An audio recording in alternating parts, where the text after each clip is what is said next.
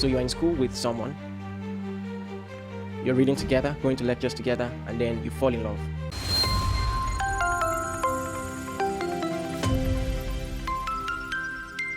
Yeah, on one hand, if Mr. Potential is giving you signs that based on his past decisions that things are going to manifest in the future, you must however bear in mind that the timing also must make sense.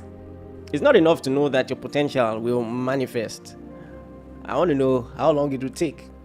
And because whether you like it or not, okay, let me put it this way.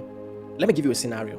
And this scenario has played out 1,000 times. So you're in school with someone, you're reading together, going to lectures together, and then you fall in love in the same class.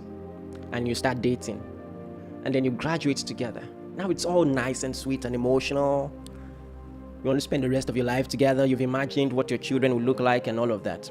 But now there is the reality of life. Maybe not necessarily the reality of life, but the reality of social culture and social construct. When a man and a woman graduate the same time, socially, I'm not saying this is a logical fact, but statistically, women are more ready to marry than men. In fact, most women, they embrace the idea of getting married 1 year, 2 years after graduation. For many people, that's their expectation, in fact. But the guy who just finished from school, all he's thinking about, he's overwhelmed with the fact that, hey, my life is just starting, and chances are that marriage is the last thing on his mind. And so even though they've bonded emotionally, now you are faced with the practical reality. Like, how do I get ready? Because a lady is ready to move on, but the guy is just starting. And that's why practically it looks like ladies usually end up with guys who are maybe 4 years older, 3 years older, thereabout. The guy must have gone ahead, had some things established and all of that. Because even emotionally, ladies are more mature than men. At least they have a better picture of their future sometimes. I don't really want to talk about that now. So there is that. So the timing, does it add up? This is a question you have to ask yourself. How much time do I have? It doesn't mean I don't believe in you, but can it work for both of us? So if you have 10 years before you step into the manifestation of your dreams, but as a lady, I'm already 30, is that going to work? So whilst you're waiting for this big grand manifestation, are you ready to do something now that can at least put a roof over our head, food on the table, and then we can talk and move on? So the timing must also make sense. That's very important. Another important, maybe call it a balance to this, is, so what I'm doing is I'm just giving you different perspectives. So if you fall into any of these categories, these conversations will help you make intelligent decisions. Another thing you need to realize is you cannot be you cannot both be Mr. and Mrs. Potential. One of you has to at least have something going. Do you understand? This is so important. So let me use myself as an example. And you know what? Do me a favor. After this live broadcast, send my wife a DM, tell her I love her, and tell her thank you. All right? This is actually very serious, because when I actually started in ministry, especially when I had to resign my job to start, and the church could only pay me 50K at the time, I depended on her job, which was also not a high-paying job, but we needed it. We needed that job dearly, desperately. In fact, I think when she told me she wanted to resign, I said, pray. Which was a little one-sided, because when I wanted to resign, she supported me and all of that, but it just gave us some stability. So, well, you say, I'm speaking from her standpoint. Oh, you say you have a call to ministry. Well, I'm going to focus on career, and then we balance things up, and then when things get better, you can move on from that. So I think that's a very smart idea, to have, and it's also a very good place to practice feminism. So because I don't know why I'm laughing. I'm sorry. Don't take offense, but I'm just saying, when you're thinking of feminism, this is a good place to practice it. Like when you're thinking of potential, a lot of people, their mind goes to the guy, forgetting that the lady can actually be the breadwinner. Trust me, a lot of guys don't mind.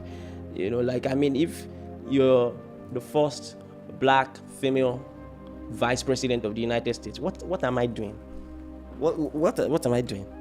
I will now go to office. Why? Who will look after the children? Who will look after the children? So there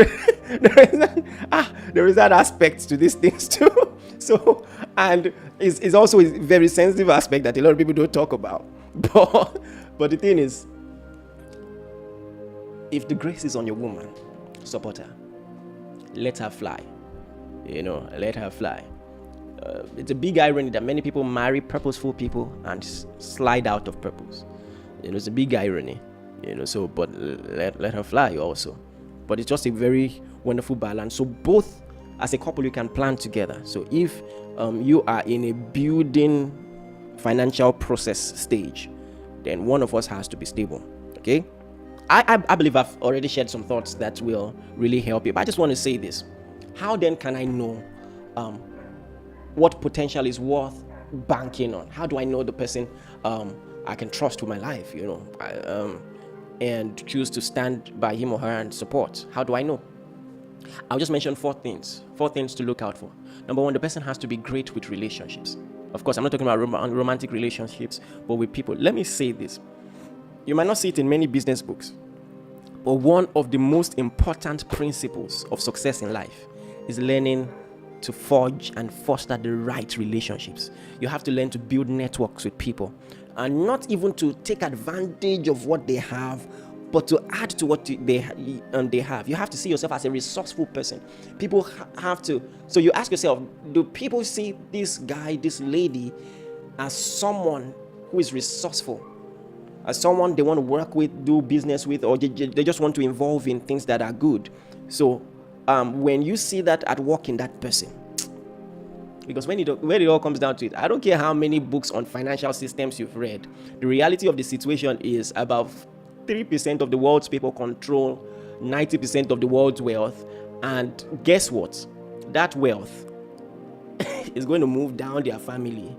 And their family members are not going to be rich because they read 7 Secrets to Wealth, but because of relationship. So relationship is one very crucial factor in wealth generation. What I just said, as simple as that is, it will change your life. That leads me to the next point, hard work. If the person is hard working, so if the person does not really have much now, but you can see that consistent effort, that compelling dream, that desire to be better, to get stuff done, to put food on the table. When you see that, that's something you can bank on. And then you must see precedence, because no matter the talent you have to kill Goliath, if you have not killed the lion and the bear, no one is going to let you kill. Even if oil is on your head, you're going to need precedence. All right, and you can actually judge the future to a large extent, even if that's not all there is to it. And that's why I'm giving you other points. But the past, the decisions of the past, all right, give you an idea of what the future will look like. And the most important point, especially in this part of the world, is versatility. There are some people, they are very good at what they do, but if what they do dies, they die.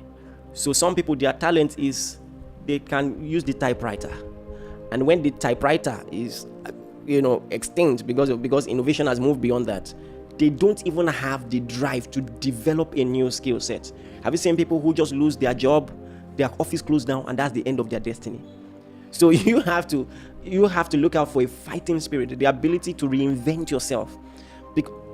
Young people need this, because even if you're a person of faith, you have to embrace the possibility that career path might not be the career path that will eventually blow. You have to embrace it. So a smart person will have plan A, plan B, plan. If you don't have plan C, plan D in Nigeria, you are a goner, sir. you are in trouble. Do you understand? So you have to be versatile. You have to have that tenacity, that fighting spirit.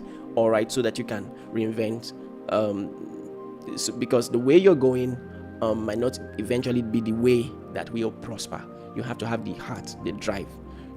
Even if you need to go to school again to learn something new, you need that versatility.